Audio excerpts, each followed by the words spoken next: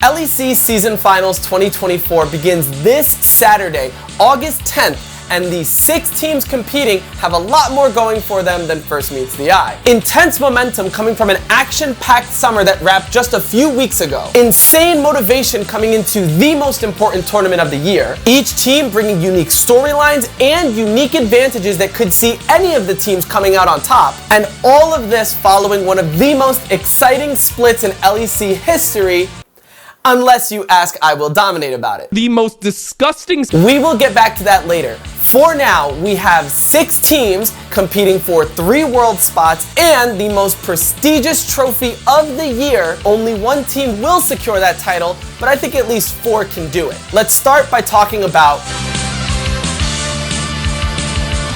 To talk about GiantX, I think it's important for the first time ever on this channel to talk in depth about XL. XL joined the LEC in 2019 and famously had not made playoffs despite many criminally close calls that the team somehow still managed to miss. Near the end of the regular season of summer 2021, XL made last-minute exchanges to add Marcoon and Advien to the roster, and again nearly made playoffs but ultimately failed to, and the thought was that had Marcoon and Advien been on the team since the beginning of the regular season, they could have actually made playoffs for the first time ever. In spring of 2022, they acquired Finn, making a roster of Finn, Marcoon, Nuke Duck, Patrick, and Advien, started off decently well, and then midway through the regular season got a miracle opportunity to acquire Mickey X from G2. And with Mickey X, the team managed to place 5th in the regular season, making playoffs for the first time in the org's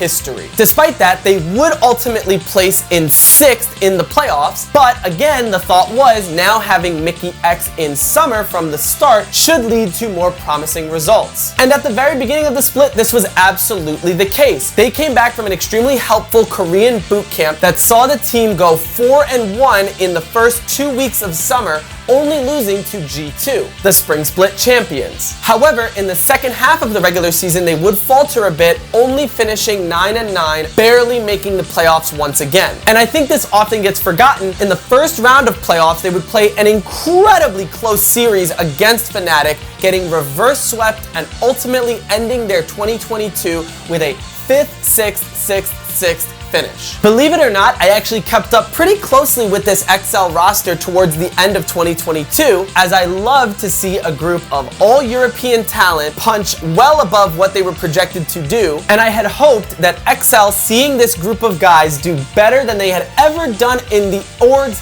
history, 4 full years into the LEC, would keep this group of guys together so that they could continue working on their synergy and reach highs that I believe they could do, being in contention as a top 4 team in the LEC. And then XL blew up the roster. Despite my personal preferences about XL not blowing up the 2022 roster, they still did, with the pursuit of creating essentially a baby super team come 2023. Otoamne top, just coming off of winning the LEC finals with Rogue. Bringing in Vitio, the spring 2022 MVP, and essentially was the face of Misfits and all of their success in 2022. Finally, and I don't think at the time nearly as controversial as it would be today, they brought in Targamas, spring LEC 2022 champion and summer 2022 runner-up. Patrick was also a player who had been with XL at this point for 3 years, starting in spring of 2020, and had always been considered in that upset before joining Fnatic sort of ballpark. A player who was super talented, super consistent, and had he been on perhaps a better org or surrounded with better players, could be a top 80 carry who could contend with the top 3 or 4 teams of the LEC. Finally, they added Xerxes, which I think is beyond fucking stupid. They replaced Marcoon, who was a really promising jungler.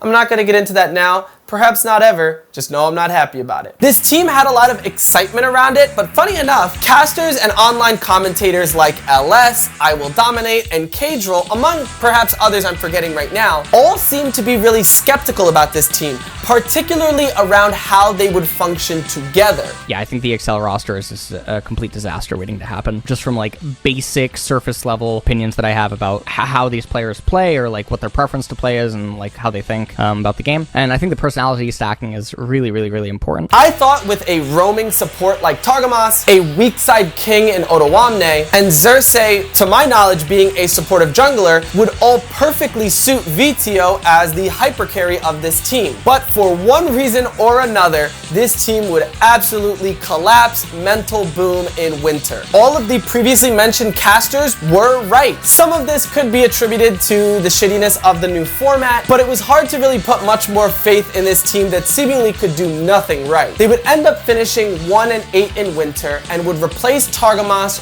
with Limit. Then in the spring split, despite a slightly more promising showing, being at 2-4 at the end of week 2, at the start of week 3 of spring, they would make a shocking decision to replace Vito with Abadage. And yet, despite that last minute change, would go 0-3 in the third week, once again not qualifying for the group stage. Going into summer, they would finally replace Xerxes with Import Peach, and finally this complete roster of Otoamne, Peach, Abadage, Patrick, and Limit would shockingly find success in summer 2023. And this is coming off of an 0-3 start once again, which just goes to show how these 5 players had a much stronger belief in themselves than these 5 players did at the start of the year. XL in summer would finish the regular season 5-4, going 5 for 6 in the last 2 weeks of the regular season. Then XL would follow up this 5-4 with a 2-0 on Mad Lions and a 2-1 on SK in the group stage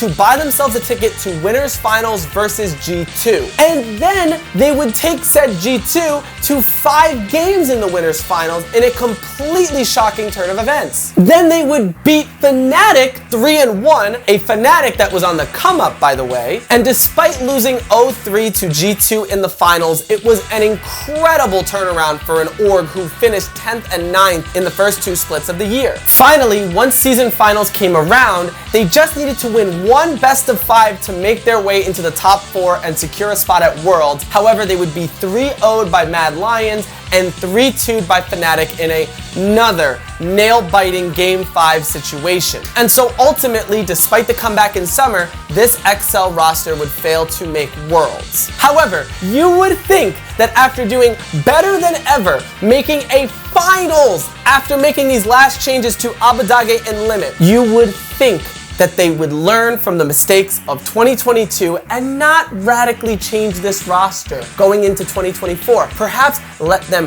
develop over a year? Nope, it's time for some roster changes.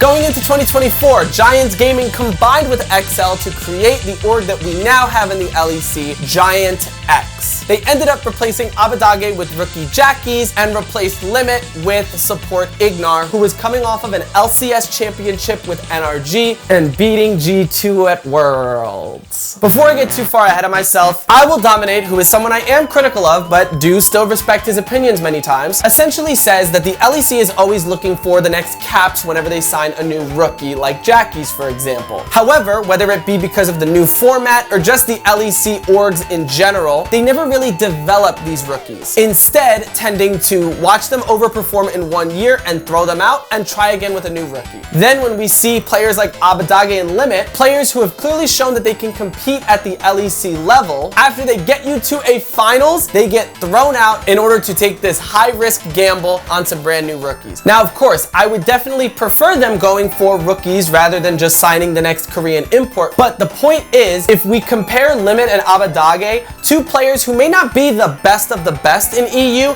but can undeniably compete in the LEC, and compare their level to the level of Seiken and Kabushard, for example, 2 players who dominated for years in the ERLs, but seemingly could not even hold a candle to the worst of the LEC, then I have to agree with I Will Dominate and say I think moves like replacing Abadage are pretty unfortunate to say the least. So obviously I wasn't super thrilled at the announcement of these changes, at least not at first. That being said, funny enough, Jackies is actually one of my favorite rookies of not only this recent year, but also a player that I feel is promising and is one of the better rookies in the last few years. And with this new roster of Otoamne, Peach, Jackies, Patrick, and Ignar, GX would manage to at least consistently make playoffs in both winter and spring. However, both times they would lose in the first round of winners and losers to only finish 8th, both splits back to back. And that is why, going into summer, GiantX made the surprising decision to bench Otawamne. Now, although Otawamne was not in top form and was not necessarily a standout top laner across the year, he was by no means, in my opinion, the problem. Nor is top lane really a lane that I see as being the solution to not placing higher in the season. So they ended up replacing Otawamne and their jungler Peach with rookies The Antonio and Juhan, 2 players coming from their Academy ERL rosters. Funny enough, they actually performed slightly worse than they did in winter and spring, finishing 3 and 6 rather than the consistent 4 and 5. Nonetheless, by the end of the first day of week 4, they secured themselves a spot in playoffs. Then, in the best of 3 stage of summer, they would beat Team Heretics, a crucial victory that would borderline confirm their placement in season finals. So despite ultimately placing 6th in summer, because of their somewhat consistent performance throughout the entire year, they have secured the 6th and final spot in this year's season finals.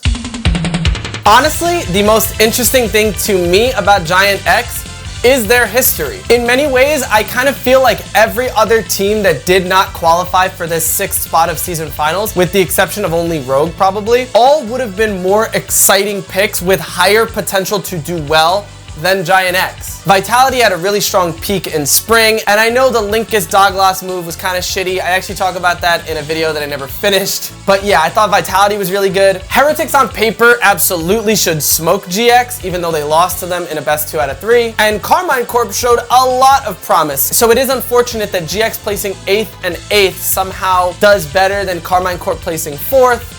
But also 4th isn't that hot. I guess the 6th place spot would have been shitty no matter who you put in there, but I would have preferred to see most other teams. To me, the storylines of this team are as follows. The Antonio loses lane even when he's in a ranged versus melee matchup that he should be winning. However, despite the fact that he loses lane pretty much every single game, he still manages to be relevant, whether it's on his iconic Ornn or even Kennen versus Team Heretics, for example. And that's something that you can't really say about every single player that loses lane. Take my boy Mirwin, for example, who plays wild ass picks and yet sometimes even with leads looks pretty useless. I think especially as a top laner, if you can rely on your top laner to do this even when he's behind, I think that's super valuable. And finally, we gotta keep in mind this guy is literally a rookie. So perhaps if he can level up similar to players like Irrelevant and Oscarinin, specifically Oscarinin, who did not have a strong start but developed into one of the best top laners in EU, then it makes me feel like if we can erase this con of him being bad in lane,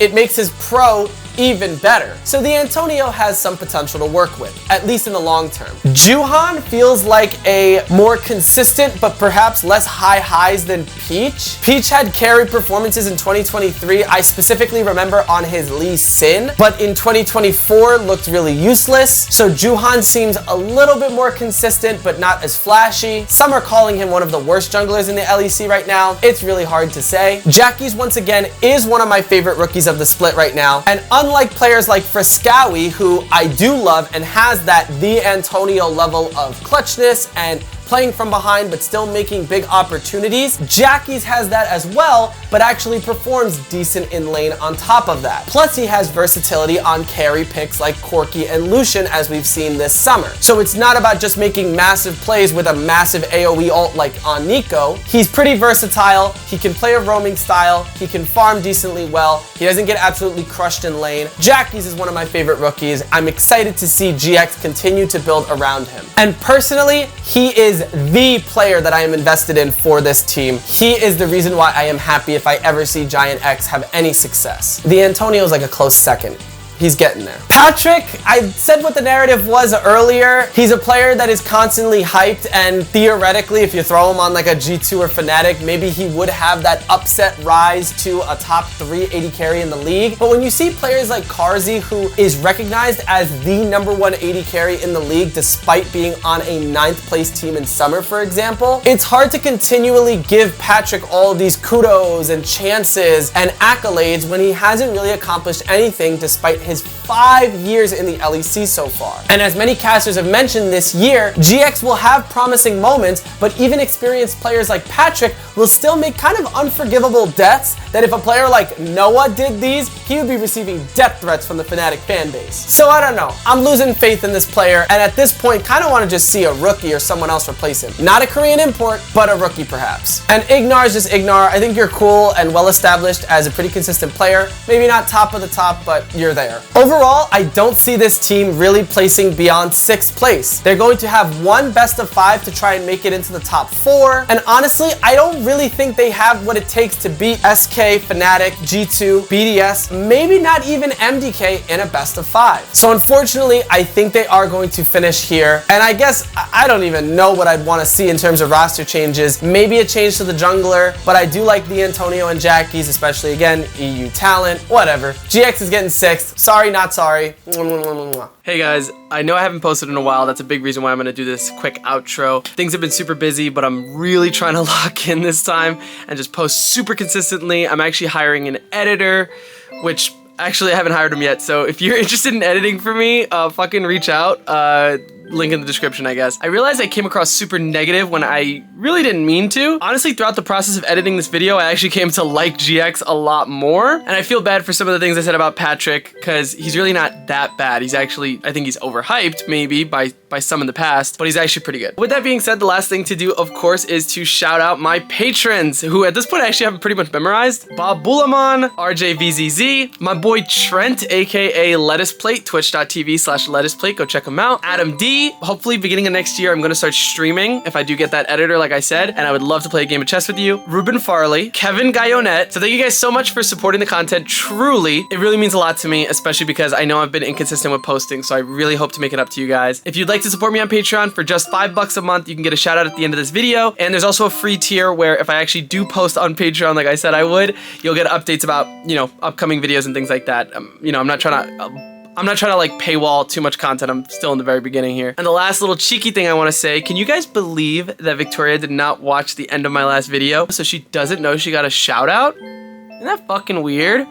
Anyway, guys, thank you guys so much for watching. And GX, I apologize for fucking shitting on you guys. You guys are a cool team. I actually hope you guys don't make any changes. Here I go fucking talking for an hour again. Peace out.